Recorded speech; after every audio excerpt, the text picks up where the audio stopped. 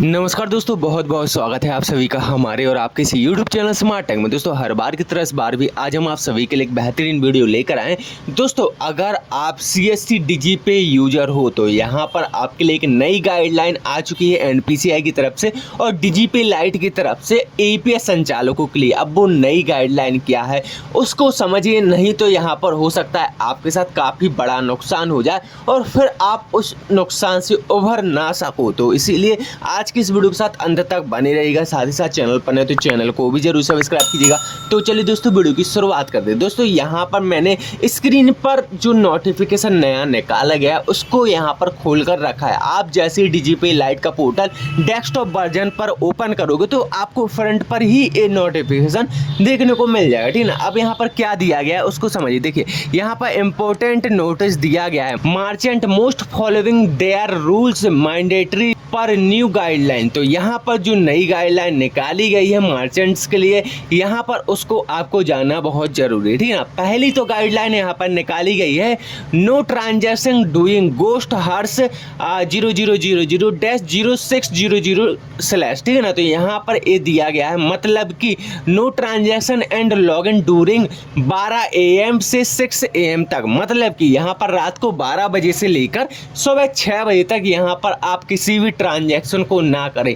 अगर आप किसी भी ट्रांजैक्शन को करते हो तो यहाँ पर ये संदिग्ध आईडी मानी जाएगी और इस पर आपके ऊपर कार्रवाई हो सकती है, आपकी आईडी भी ब्लॉक हो सकती है, आपको पेनल्टी भी लग सकती है, ठीक है ना। इसके बाद यहाँ पर सेकंड रूल दिया गया है, account dormant for 6 month will be blocked, make sure service are user properly and frequently. तो यहाँ पर दोस्तों मैं आपको बता दूं, अगर आप CSC DigiPay यूजर हो तो इसका कंटिन्यू उपयोग करो। अगर आप बीच में करते हो, कभी करते हो कभी नहीं करते हो, ऐसा करके अगर इसका उपयोग करोगे तो यहाँ पर आपकी आईडी 6 महीने के लिए भी ब्लॉक हो सकती। और भी कई ऐसे रीजन से, इन्हीं में से किसी भी एक रूल का फॉलो नहीं करोगे तब भी आपकी 6 महीने के लिए आईडी ब्लॉक हो सकती है, ठीक है ना। यहाँ पर यही आईडी नहीं, सभी आईडियाँ आपकी ब्लॉक हो जाएंगी, कहीं से भी आप APS का इस्तेमाल नहीं कर सकोगे, ठीक है ना। अब आते हैं यहाँ पर, all biometric mismatch 3 failure are required to NPCI daily advise to be counted with wrong finger Aadhaar and biometric data. मतलब कि यहाँ पर हर 3 रॉन्ग फिंगर पर यहाँ पर जो आपकी रिपोर्ट होती है वो NPCI को भेज दी जाती है कि भाई इस कस्टमर का इस आधार से 3 बार रॉन्ग फिंगर हो चुका है इस रिटेलर के द्वारा। तो यहाँ पर इसीलिए सावधानी बरतें, 3 बार से ज़्यादा ट्राई ना करें किसी भी कस्टमर का। अगर 3 बार मिसमैच होता है तो 3 बार से ज़्यादा ट्राई ना करें, ठीक है ना।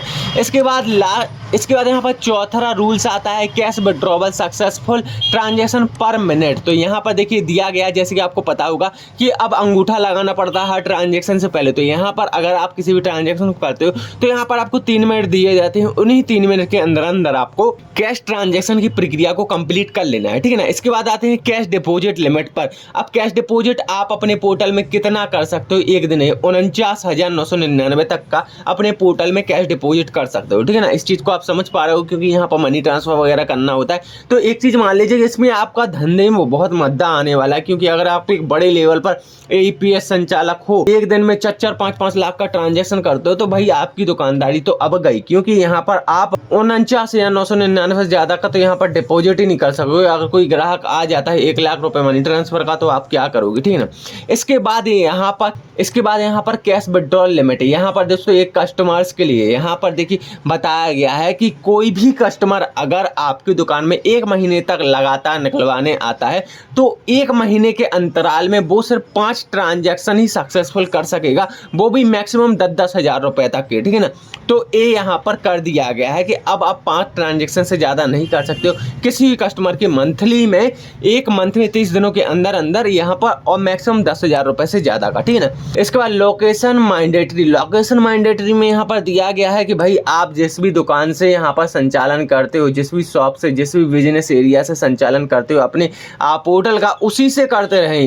आप यहाँ वहाँ जाकर किसी भी तरीके से यहाँ पर लोकेशन चेंज करके एपीएस पोर्टल का इस्तेमाल ना करें। ऐसी कंडीशन में आरबीआई को रिपोर्ट जाएगी और आपका एपीएस भी ब्लॉक हो सकता है, ठीक है ना। इसके बाद न्यू ऑनबोर्डिंग यूजर, मतलब कि जितने भी नए कस्टमर आते हैं आपके पास जिन्होंने कभी आज तक आधार कार्ड से पैसे नहीं निकलवाए हैं, वो इस महीने पहली बार आपके पास आए हैं, तो इस महीने देखिए अगर पुराना कस्टमर होगा तो उसके 10,000 के हिसाब से यहाँ पर 50,000 टोटल निकाल सकते हैं। लेकिन नया कस्टमर होगा तो ट्रांजैक्शन तो सक्सेसफुली 5 ही होंगे 30 दिन में, लेकिन यहाँ पर 30,000 रुपए से ज्यादा वो निकासी नहीं कर सकेगा।